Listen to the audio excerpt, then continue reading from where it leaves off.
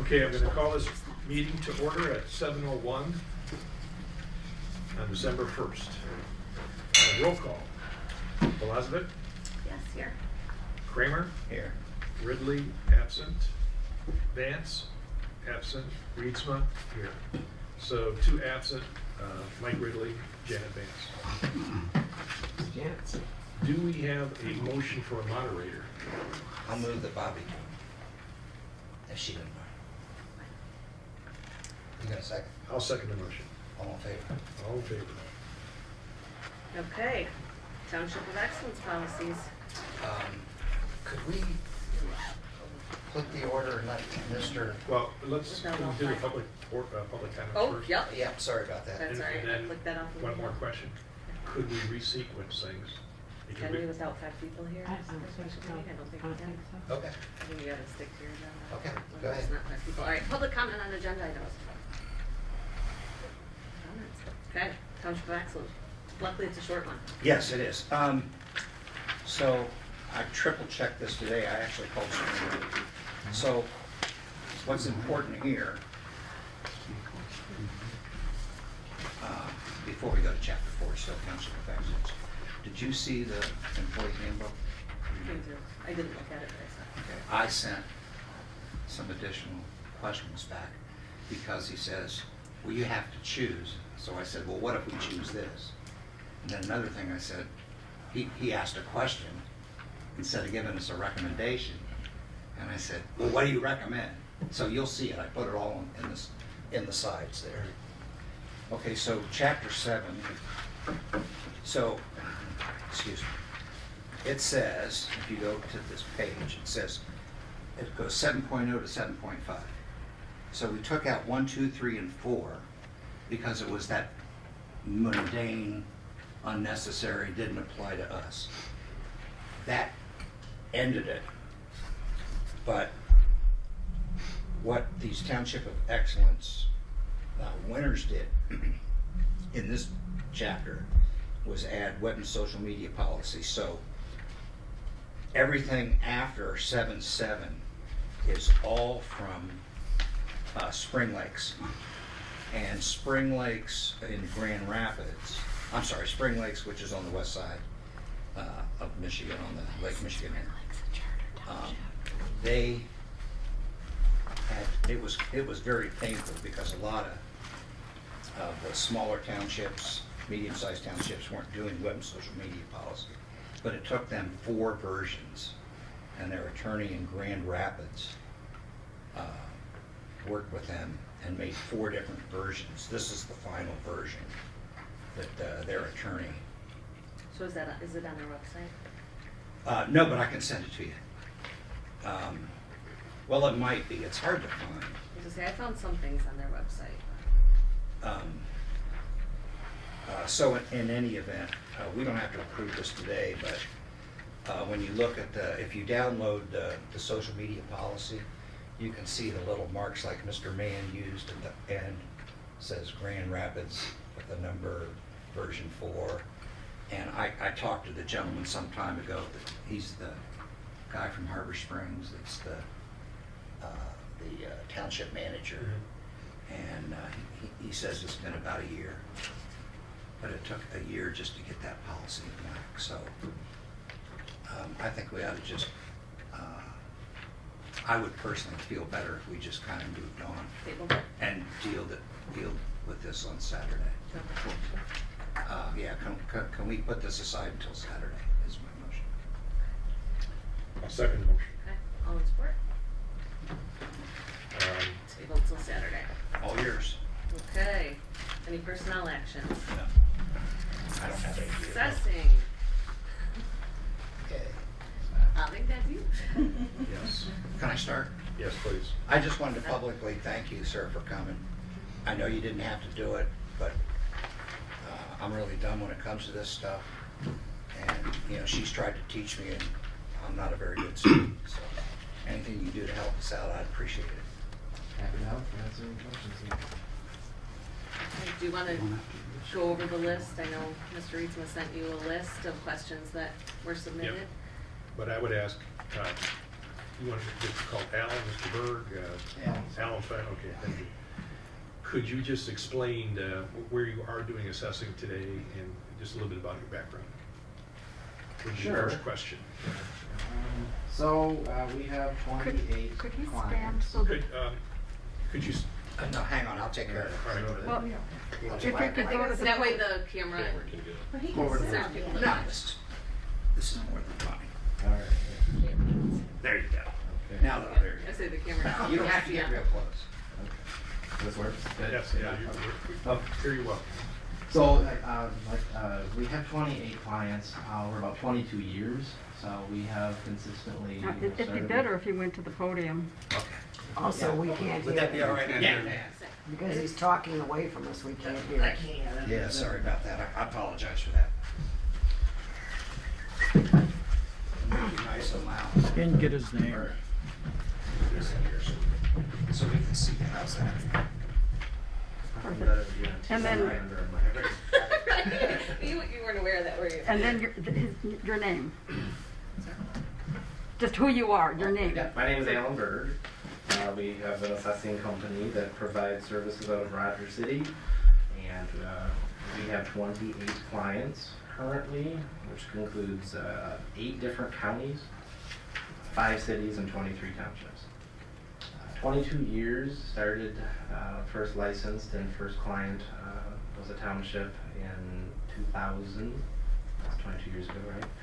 So in 2000. So 22 years, we have, and I see some of the questions on here, we're very different than what, we just do things differently in a methodical, systematic way with the staff. We have over 10 employees, 8 full-time and 3, 4, 5 part-time depending. So it's Monday through Friday from 8 a.m. to 4 p.m., just like a business, not so much a person, not just me. It's a staff and a team, and we're structured and organized differently, which is probably more like a county department would be. That would be the best similarity. More background, like about myself, education, or just... No, that's fine. Whatever you feel comfortable with, then, we can move on.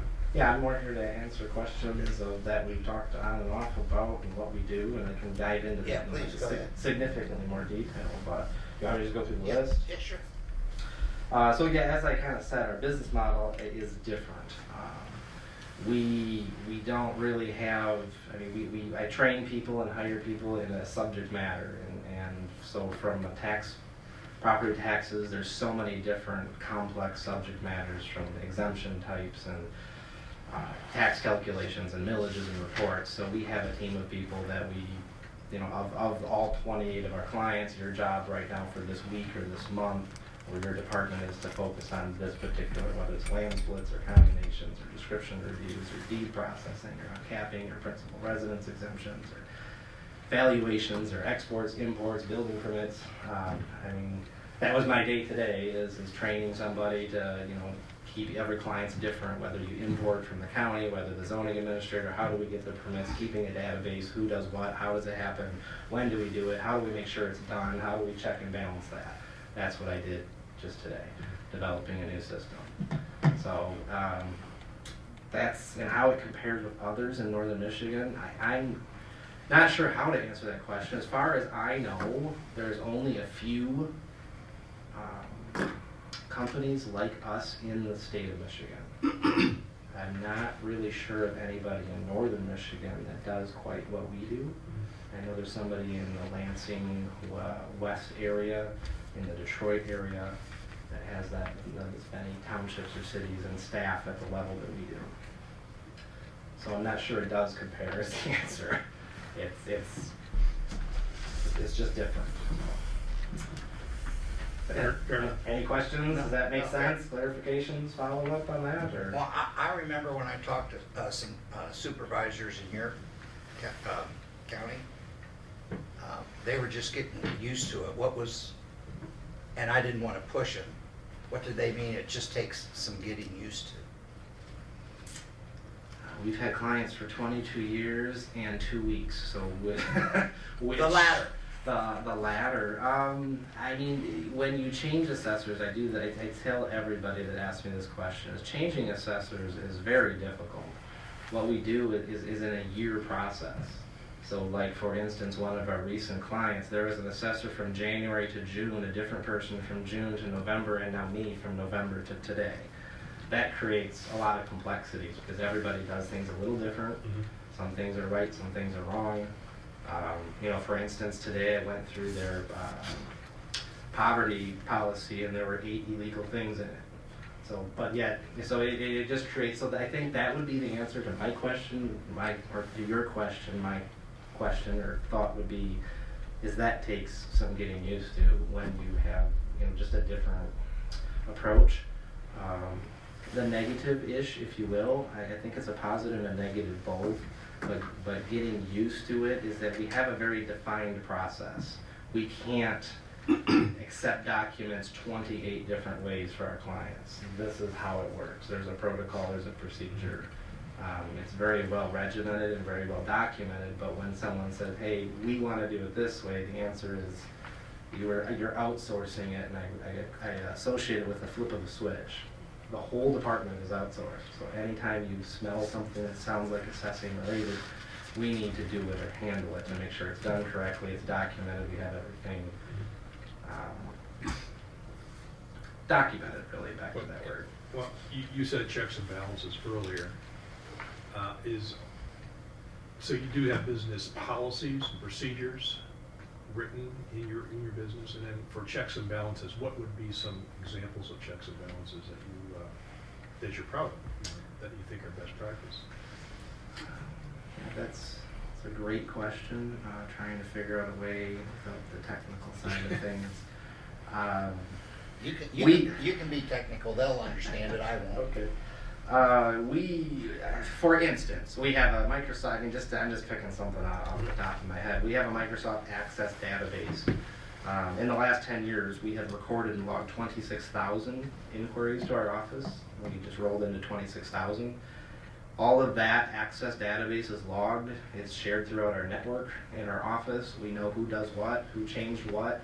There's a review process. Every call gets escalated to my office manager, every one of them. So if someone handles it internally, the notes are made, they're date stamped, they're time stamped, so we know who did it, what their Windows username was. It's not really, it's an infallible system that's reviewed with reviews and checks and balance, an escalation procedure. If it's violated, you know, our entire phone system is an IP system, so we can correlate the comments in the log, the date stamp that the system automatically does with the phone call system if there's ever a problem or training.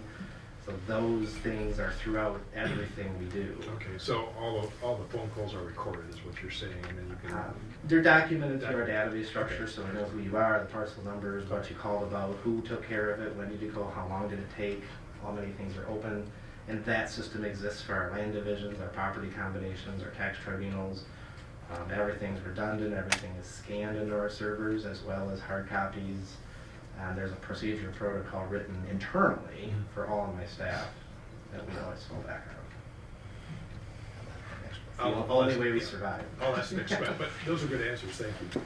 I'll ask you next question. We have a requirement in our township that the assessor be in the office one day a week. Is that necessary? If not, why not? And you cover a lot of ground, so I would assume, how many townships, you said you're 8 counties, how many cities again? 5 cities, 23 townships. 23 townships. 28 units. 28 units, okay, so yeah, that would be difficult to be in one of those offices every day. So my question is, what do you think about that? What's your opinion, your comment, whatever? I don't want to step in a puddle, but there is I get that question all the time, especially when we take over in a unit or any one of the units that did have a presence or an in-person in a building similar to this, or didn't, or how does it work, or appointments. So we get the question all the time. I don't really have a detailed answer other than we don't have office hours at any of the 28 units, and I've never really have. So, and we will meet by appointment if it's necessary. If it turns out to be absolutely necessary that we need to do that. I honestly can't remember it. I've only done it once in 22 years that I've had to actually had someone call our office and say, you know, that it was actually necessary to meet face to face. I don't know if it's just the way we do things. I don't know if it's the fact that we're available Monday through Friday from 8 to 4, where a lot of other places aren't. So I would say it depends on your structure. It depends on, you know, the past personnel. It depends on past practices. It's worked successfully for every one of our clients. It's just never been a problem. So I don't want to say it's unnecessary. It's your community, and you need to do what you think works. But the way we perform, most of the time, the clients come back and say we are more efficient than if somebody was there, because we get it answered. Our turnaround time is 80% the same day, within hours. We have a person dedicated to just answering the phone and a person dedicated to researching that. So it's usually quicker to get people answers. So, I walk into one of your townships. Sorry. So I walk into one of your townships and I say, well, I really want to join these lots. What's that person in the office going to tell me? Generally, I call this number and that's what you need to do. Okay. Here's a business card. So then I call the number and Then we would take it from there, whatever needs to be done. What do you need? How do you need it? Download it off the internet. Do you want us to email it? Do you want us to mail it? but we don't get an answering machine. Yeah, there's someone there to answer the phone. I'm not going to say it never goes to voicemail. We do have high call volume times in February, July, and here December when the bills go out. So you don't. If you get an answering machine, you try to return those calls within less than 2 hours, depending on staffing, vacations, sick time, all of those things that we do run into. So could you give me an example of when you have to meet with somebody? Because you said you occasionally come in and meet with people. What's the number one issue, or is it all varied? Again, that was probably 1 in 22 years, so that's the only. I only have one example, and it was a incredibly extreme scenario that required police assistance. So kind of my issue. Yeah, getting to the next question. My issue is I like to be able to see a piece of paper on any program or any particular department, because ultimately we're responsible even for assessing. So if I wanted a monthly report in front of me from our assessor that is like a half a page, what should I be asking for?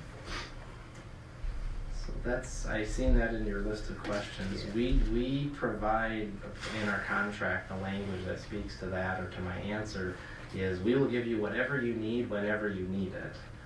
We do not produce monthly reports.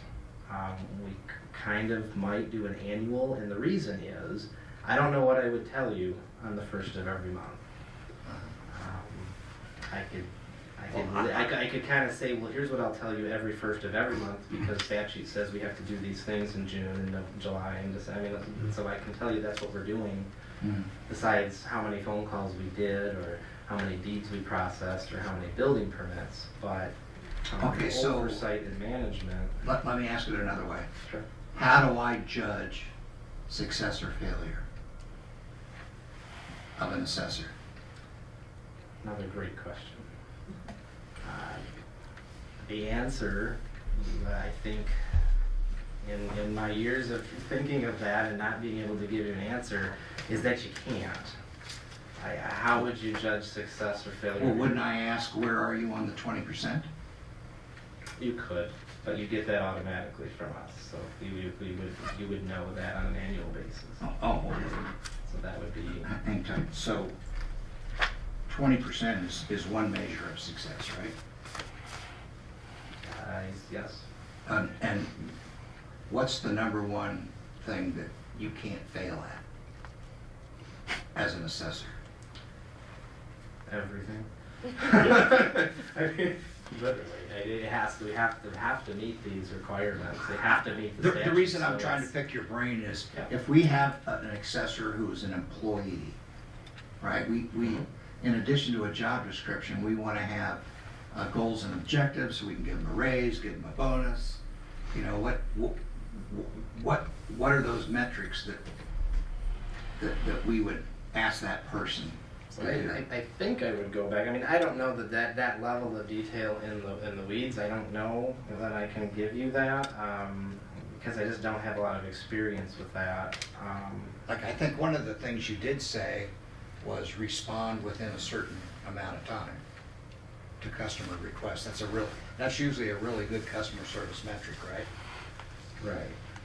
I would think most people wouldn't be able to answer that with any level. We have a database that we can actually computerize and do that, so I can do that. I'm not sure that others, I don't know that that would be measurable from an employee standpoint unless we Okay. have the infrastructure to do it. Mm-hmm. I would go back to my initial, what I was answering, is how do you measure the success of your attorney? Or how do you measure the success of your auditor? If we don't get sued. There you go.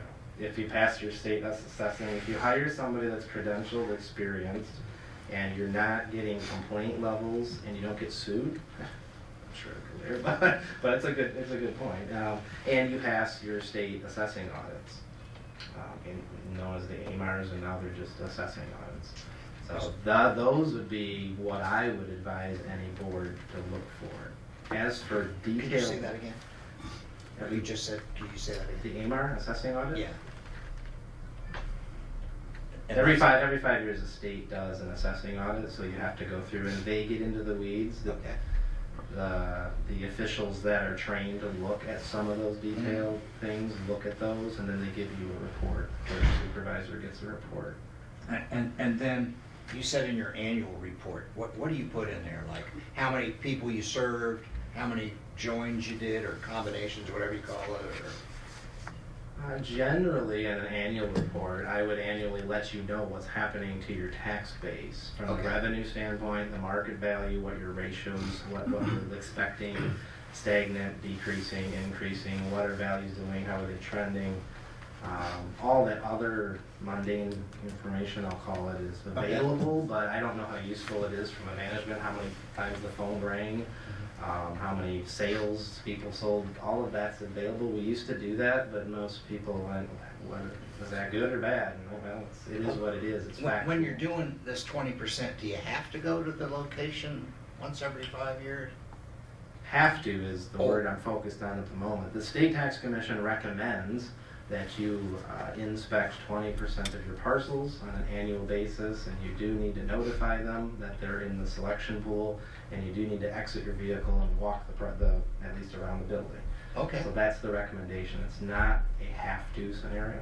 It's not required. What is required by statute is that your record cards are accurate. Mhm. So their recommendation is to visit properties once every 5 years, maintain your statutory obligation to have accurate records.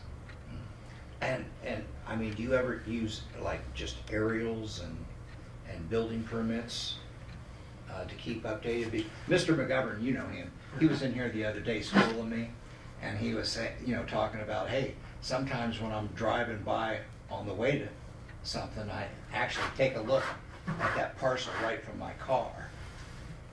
According to the state's. Yeah, not for the 5-year thing. I mean, Right. just.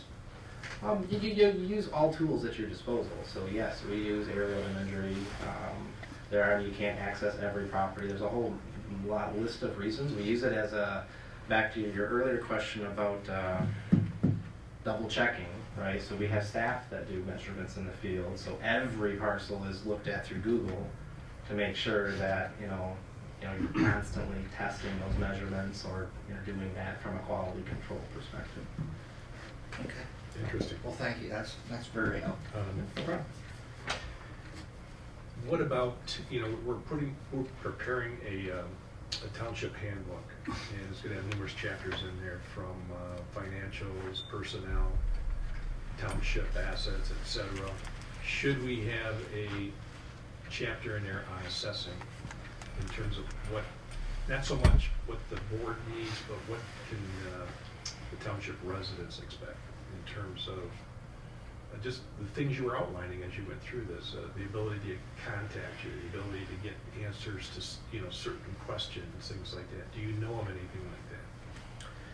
So that's a simple, difficult question. I think that answer, and this is more administrative and not really for me to say to you, but if you have an employee, it's a very different answer than hiring an independent contractor or a corporation. You wouldn't have a section in your handbook for a corporation that you have a contract with. Sure, So I would say that it's kind of a moot point to that end. If you did have an employee, I would think that makes sense. If you wanted to incorporate what is required is an assessor contact policy. It escapes me how it's required. I think it's in the recent assessing reform statute requires you to have a document that outlines some of those. There's a standard format floating around 3 years ago. Assessor contact policy.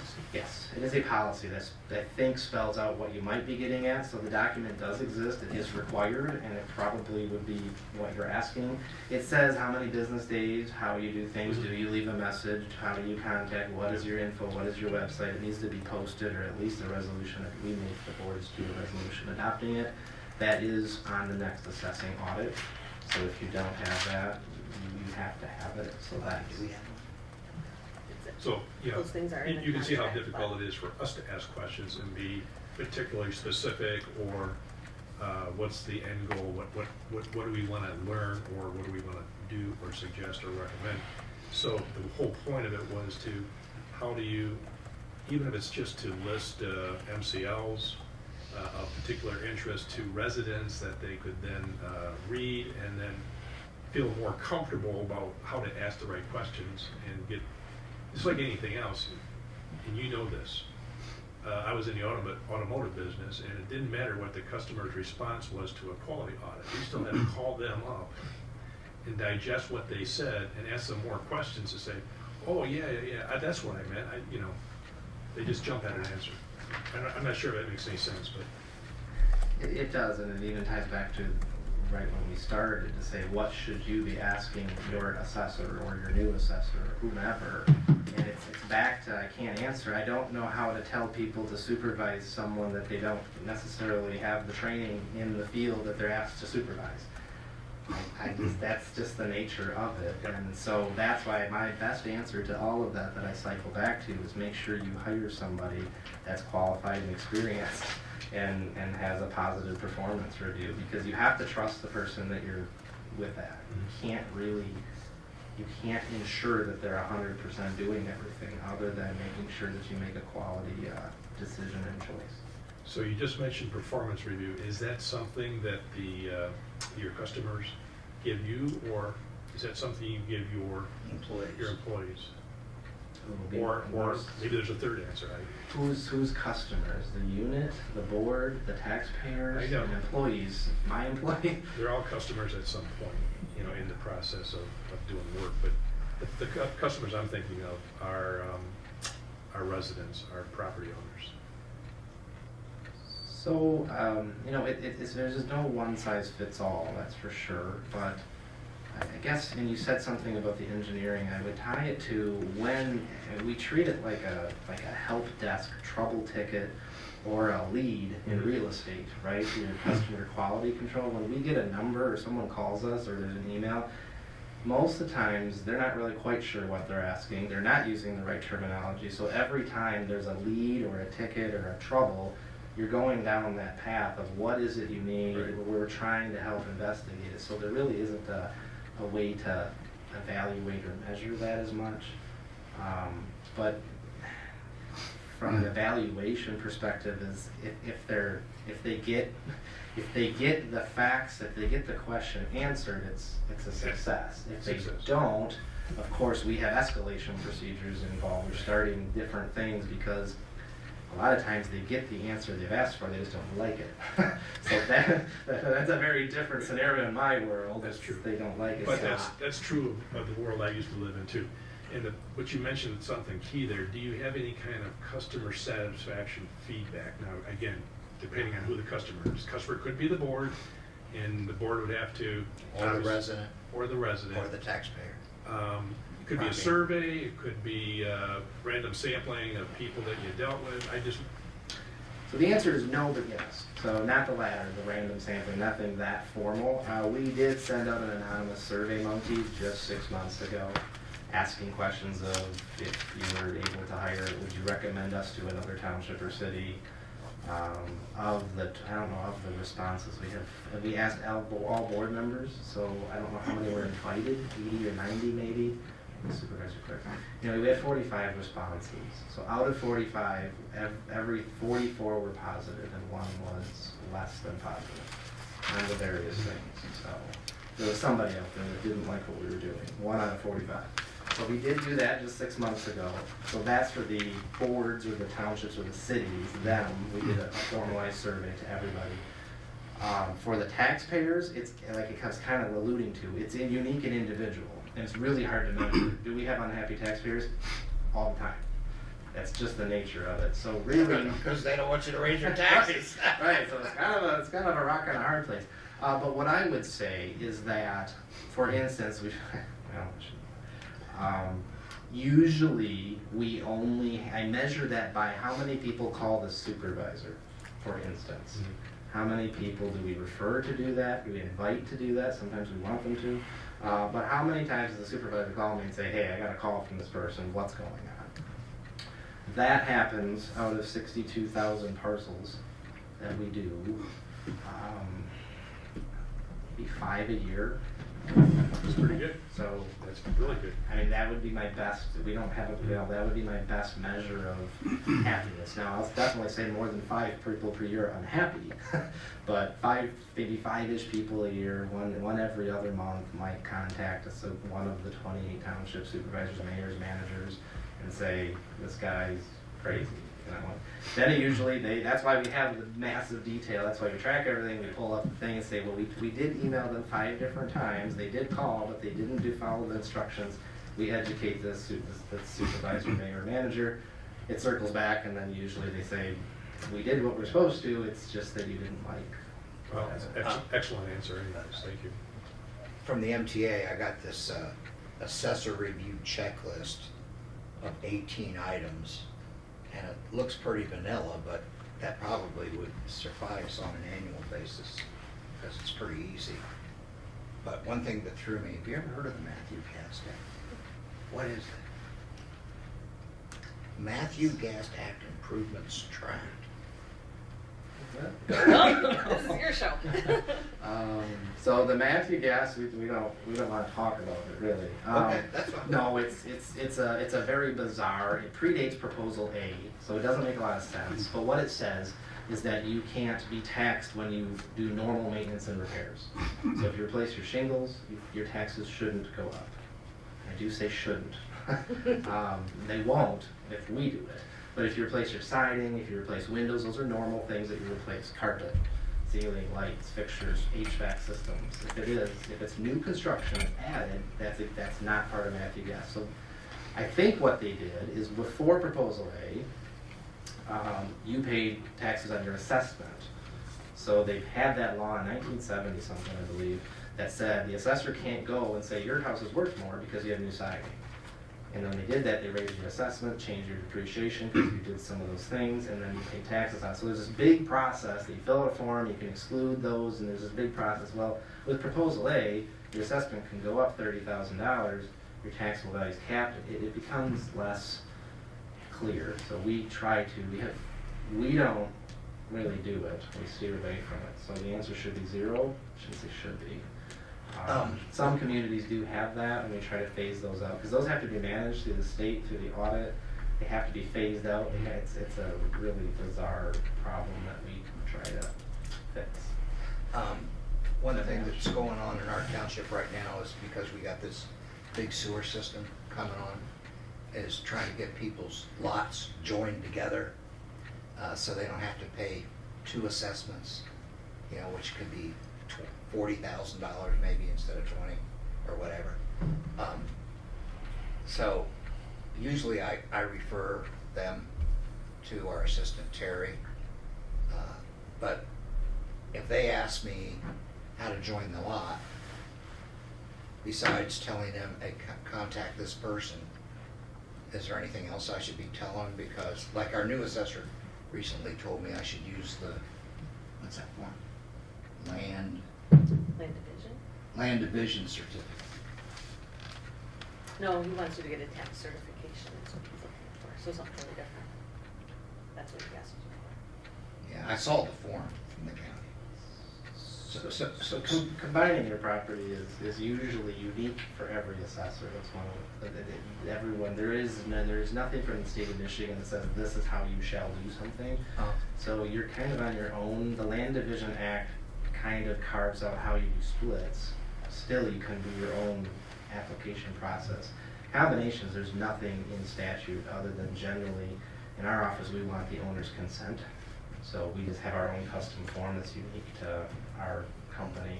And I think, and we, as a courtesy, try to incorporate the property tax certificate so there's no delinquent taxes for the county treasurer's Yeah, benefit. our present assessor did 3 of them over the phone in 10 minutes.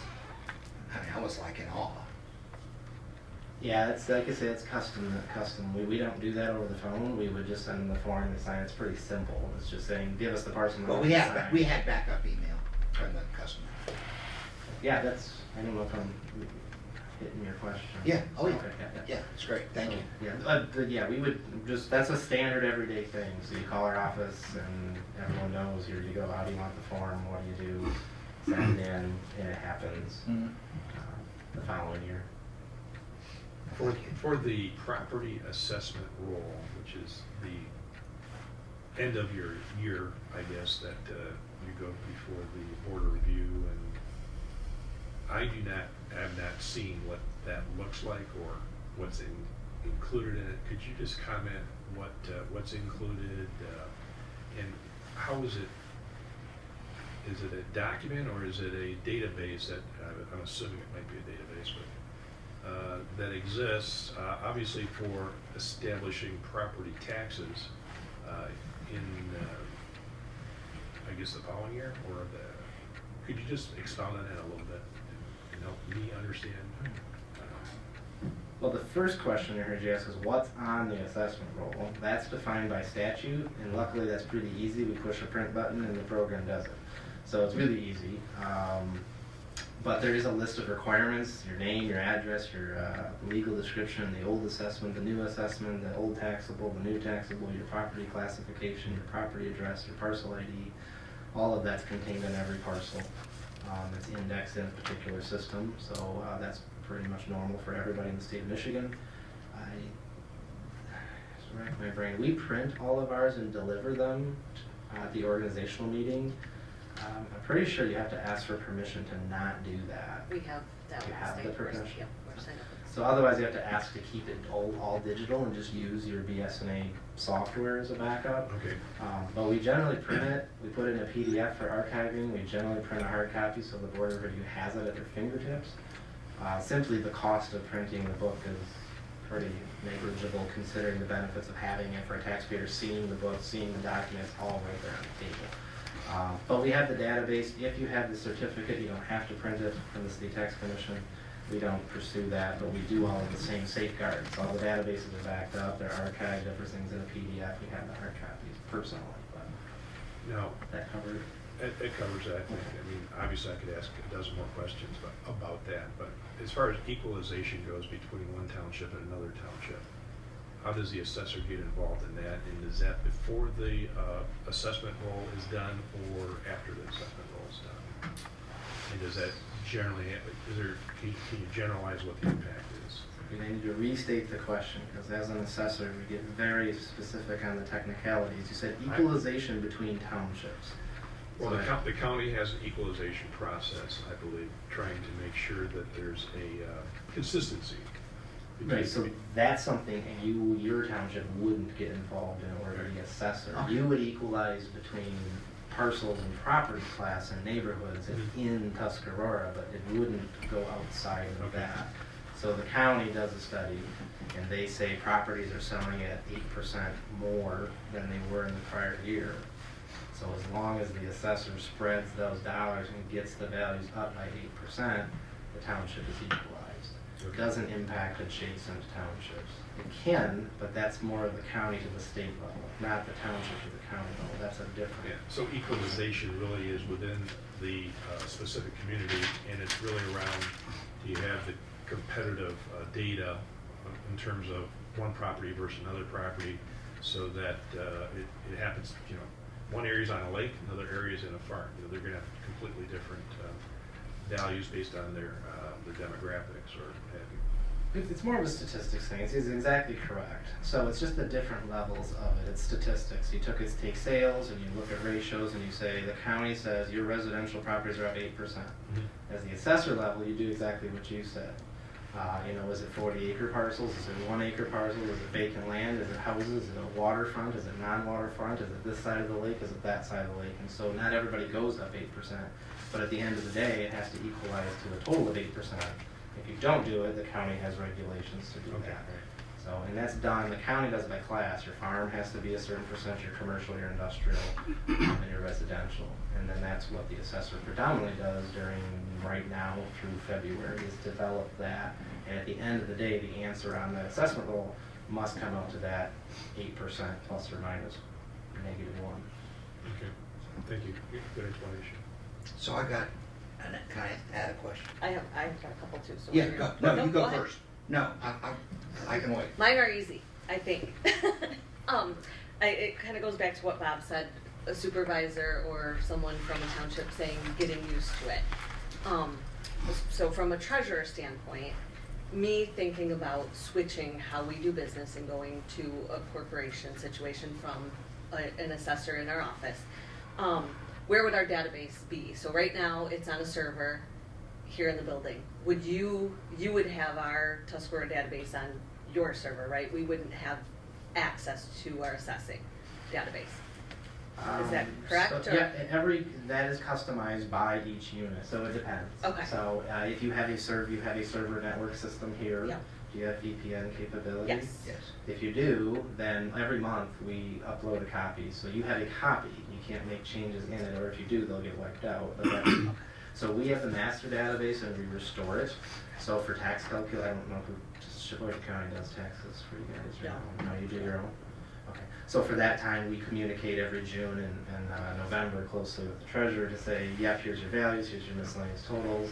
Yes, the database has the right values and adjustments. You can import and balance with this. Then usually a week later, we say we have all the names and addresses up to date. And so if you're linked, because they're linked. Okay. So yeah, so you would be one of our top level where we would keep everything up to date. So we would now, have- some units don't have that. They don't Right. have a network system. So Yeah. we have the master database and we take the onus and responsibility of making sure it's all backed up. Okay. So you'd keep it there, you wouldn't log in and work on, you would keep Remotely. it separate, yeah, so you do Correct. that, okay. And then, so with that, so here's a lot of what we get with walk-in and why I think some of us that have been in the office and do the day-to-day are concerned about that change. Is someone walks up to the window and says, hey, I want a copy of my record card. How would you have us handle that here at the office? I want my record card, I need to change my address. We couldn't do that because we'd get wiped out. So how would your working relationship with Tuscarora Township be if we were to switch gears in those kinds of things that we're really used to here? And our That's a taxpayers really are good really used to. question. So yeah, it's kind of, that's where the learning curve comes. This is how we used to do it. This is what we used to do, and because of the database and our staff, it kind of depends. Mhm. Those simpler things, we try to route everything 100% to our office. So like I said earlier, if it smells or looks like assessing, here's the card, go. But our record cards, provided you know not to print out of the wrong database, we don't really have a big issue with that. We're happy to do it. The problem is this: when you have someone that's not trained and qualified to do this, your error rate is like 50%. It's so much easier for us to do it and do it right the first time for us, for your guys' benefit, and for the taxpayer. But if we can assert that you can do something in this building to help everybody out and make sure it's accurate, such as a record card, pretty simple. Although we've run it. So Yeah. when we have 60,000 properties in 20, we've seen everything. We've seen every problem. We know what works. We know what doesn't. So we know what we do works, but there is an adjustment Yeah. process. And I think But an address change, we have a form. You have a form, fill it out. We have a lot of townships, that's something very simple. We have to still do it in Roger City on our database, and it'll come over to your system on the monthly updates. But if someone's here and says, change my address, the treasurer is exclusively in charge of the addresses. So if the treasurer just sends us an email, says change this address, we do it. We don't care why Where you're that doing it, comes but the from. treasurer, if there's an admin staff here that you would wanna delegate that to, you know, I would recommend it in writing a form, because we keep very specific. If the address change, we go in the comments and we say, the township treasurer emailed us on this day, this request. You know, we are not responsible. We cover our trail with absolutely Yeah, everything. it's called we do. documentation. And, You'd have done great in the military. I'm sure you're right there. Well, I don't think I would have done great, but I think from that perspective, yes, every I is dotted and T is crossed. So when a mistake happens, we can figure out who did it, why it happened, what we got to do from that. So there's never we don't know how it happened. But anyway, sorry, I Yeah. digress So on that, that. and then field work, so you have field work staff, I'm assuming just like the county would, where you send, those are the folks that go out and they go everywhere and that's Yep. who's in charge. So it's kind of customized, because every township is different, whether they don't even hold meetings because their township hall doesn't have heat or water. So that's kind of, but if you have VPN, internet, and then we would work on those small issues, you know, for address changes and, did you mention something else? Oh, record Yeah, card. record card, just things Those are that kind of comes. the two things that aren't really that. Right, big. and those are the kinds of things when, if, I feel like knowing our taxpayers, if someone walks up to the front window and I say, here you are at the township where all the stuff is, but go call this number, and, you know, that we may get, you know, there's gonna be some, it might work, and it eventually will work, because people will get used to it, but those are the kinds of things I think that there's a hesitation of a change, as in all change.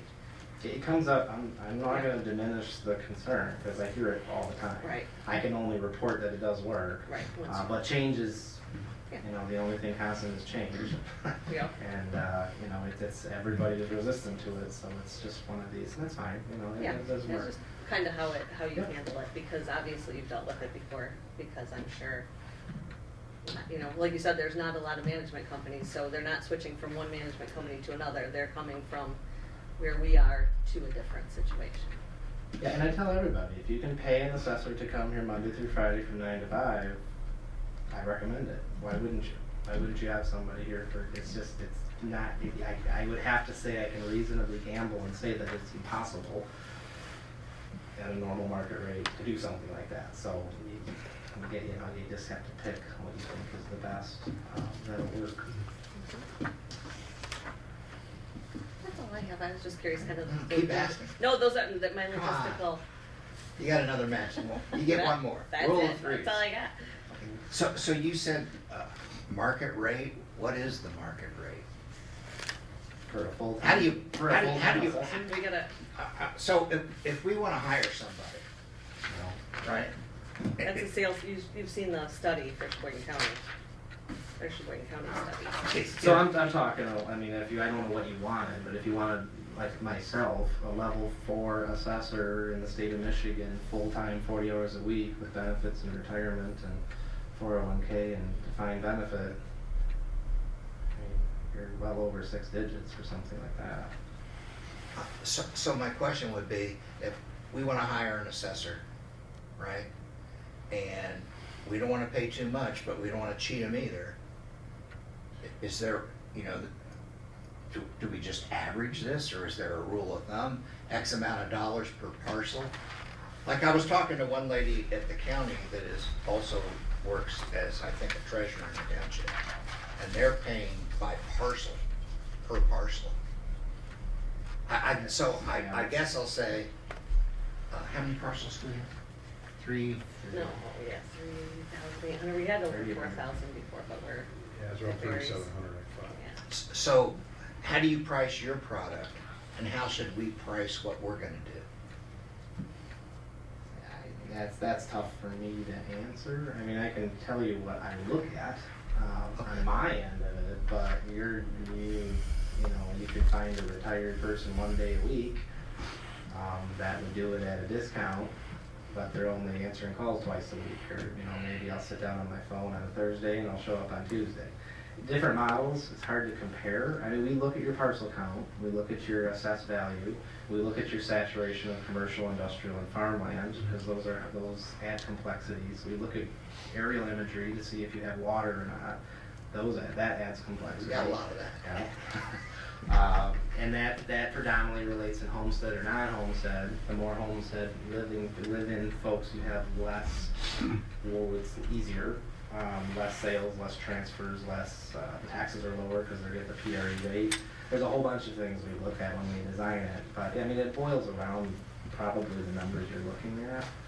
But whether we're in the low, average, or high end of that, you know, inspections, whether you want to do them or not, how the tax calculation process works, which you've already mentioned, special assessment and special acts. That's something I've learned in the last 5 years, that I have some units that have 38 special assessments, and it consumes an incredible amount of customized time. Another unit that has all kinds of special acts.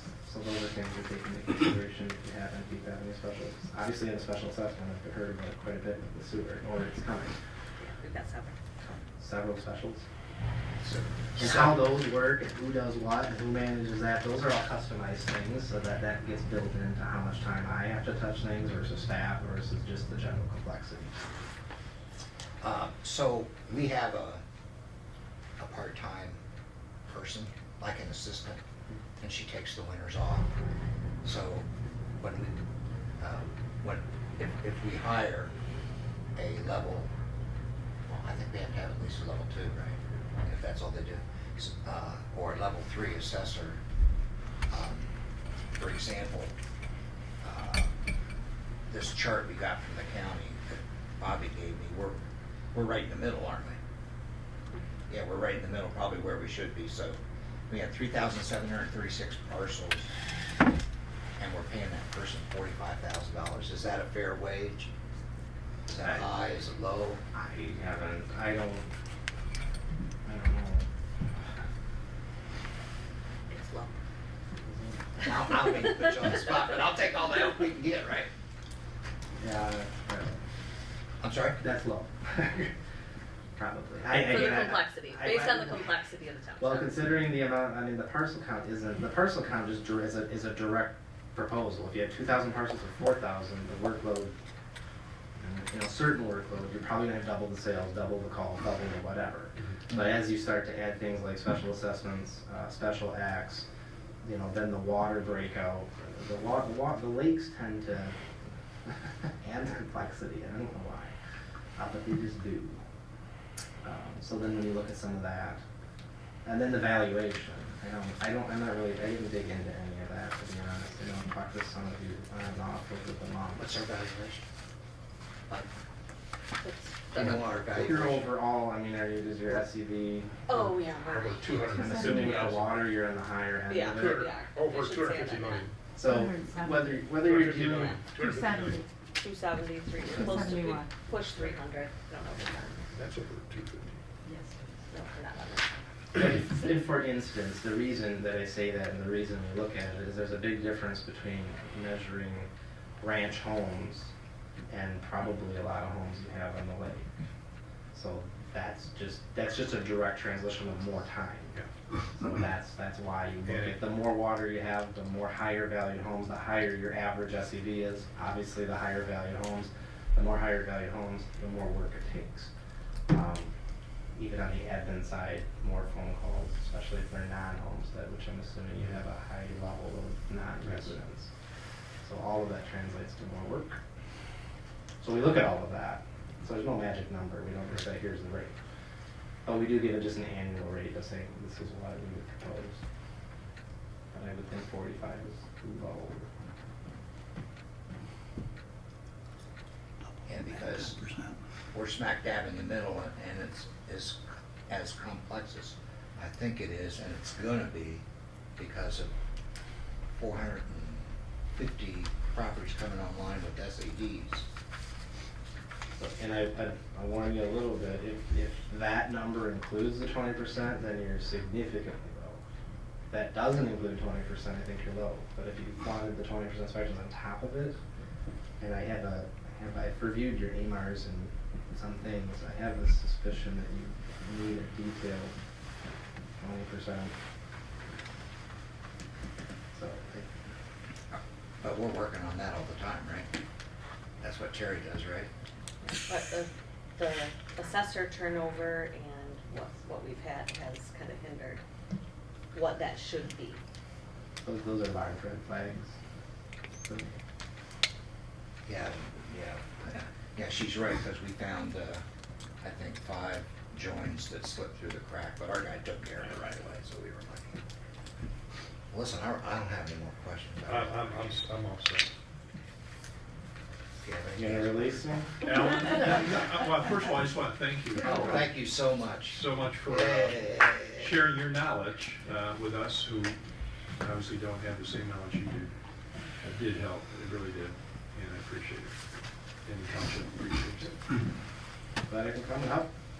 Thank you. And good luck. Thanks. Good luck with Petoskey. Thank you. Thanks after holiday. You too. Thank you so much. And I had an assessor issue, but I can't remember what it was. All right, anything on the audit CPA? Wait, go back to assessor. If I don't follow it, how do I do it? Oh, my name's not on there though. You know, but that contract policy, is that something we're gonna have to add to the book? Is that a requirement? I haven't heard of it, we'll have to look. I don't have it in any of my townships, and we've been through AMAR a couple of times, so yeah, we'll have to look. It's new, right? Well, he said within the last 3 years, and I've been through an AMAR, and Tuscarora's been through an AMAR. So we'll have to look. It may be just contained in our contract, but I haven't been asked for it, so we'll have to look, yes. Oh, so it may not even be a requirement. Well, I would trust his knowledge, so Oh, he was it's saying it something was a we definitely, requirement? yeah, he did say it was a requirement, so we'll have to look. Well, there's gotta be Yeah, plenty of. he said templates. 5 years, he said 5 years. The cycle's 5 years for the AMR. Right, but it wasn't, if it's been a requirement for 3 years, people have been through an AMAR. So I would assume we would have heard of it, but it's not hard to put those things into place. Fair enough. Okay, good with assessing? Yeah, Okay. Yes. Audit CPA, no, budget adjustments? yeah, I have a question. Oh, you had, No, nothing on the audit CP. I'm just trying to figure out whether it's a yes or no. Yes, we can go on, no okay. questions. All right, So I'm not asking for a budget adjustment, but I wanna throw something out there because I'm not sure how you do this. I think it's a budget adjustment. When I was talking to the airport manager about helping us with chapter 9, you know, when we found out, yeah, we do have an emergency plan that needs to be updated, and the rest, they're gonna have to add to it. But from what I got from him, in 2018 or 2019, we were told by MDOT that when they did an inspection, that we're way behind and deficient. I don't know if that's the correct word, but we need, back at that time, they wanted us to paint lines and numbers. And that's a safety issue. So if the airport, for example, needs, I think Andy told me $7,500. probably No, that's 7,500 over and More. above, because the year before's budget was 20. This year's is 13. But if he's gonna get that done now that COVID's over, he didn't do it because couldn't get people to do I it. guess we'd wanna see the report and an estimate Right, before we but- did but any if he budget, had- but we would have to do the budget adjustment. So if he asks for the money and the board approves it, is that a budget adjustment? Yes. Okay, 'Cause it That's was all I wanted to somewhere ask. else. Yep, that's all. okay, housekeeping, Nothing for me. citizen comments. Yeah,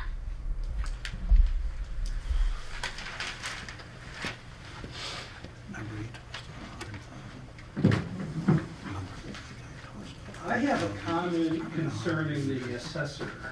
I think when people come in with that type of a presentation, maybe the audience should be allowed to address questions. For instance, I would have wanted to have a scenario put to them where, let's say, since we are decentralizing, if we went with him, the information flow through this office, let's say a taxpayer in this township called the assessor and said, you know, I'm looking online at the tax rolls, and you're assessing this property as vacant property.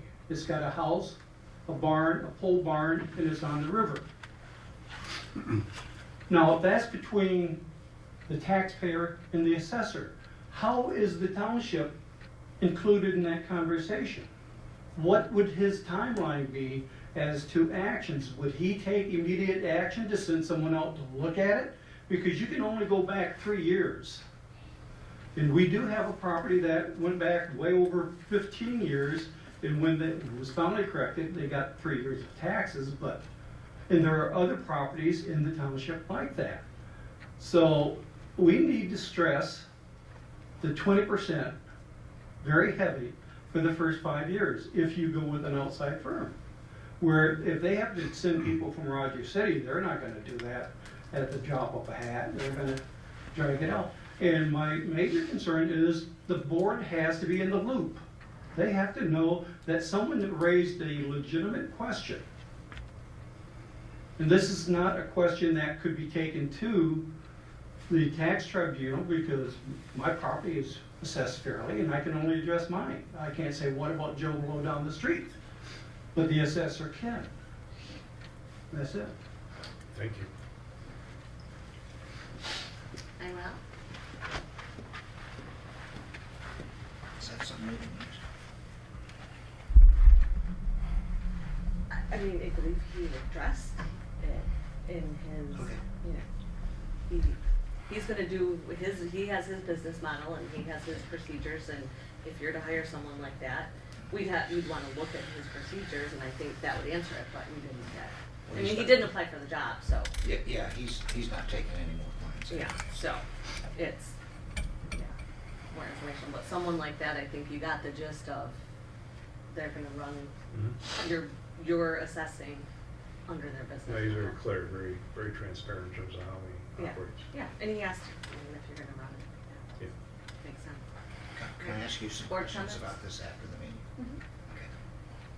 No comment. No comment, thank Okay. you. Motion to adjourn? I make. Second. All in favor? Okay, second. Okay, thank you.